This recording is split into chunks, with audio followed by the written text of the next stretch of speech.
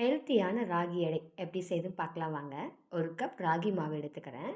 இப்போது அது கூட க்ளீன் பண்ண முருங்கைக்கீரை, பொடிசா நறுக்கின வெங்காயம், துருவிய கேரட், பச்சை மிளகாய், கொத்தமல்லி, கருவேப்பிலை, தேவையான அளவுக்கு உப்பு எல்லாம் சேர்த்து நல்லா மிக்ஸ் பண்ணி விட்டுக்கோங்க. ஃபஸ்ட்டு பாருங்கள் இந்த மாதிரி. இப்போது லைட்டாக தண்ணி தெளித்து மாவை இந்த மாதிரி பிசைஞ்சு எடுத்துக்கலாம். பாருங்கள், அவ்வளோதான்.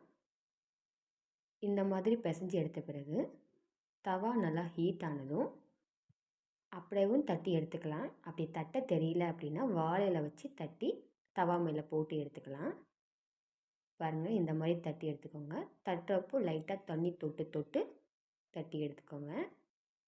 இப்போது இந்த மாதிரி தட்டி எடுத்த பிறகு லைட்டாக ஆயில் ஸ்ப்ரே பண்ணி ஒரு மூடி போட்டு வேக வச்சு எடுத்துக்கலாம்.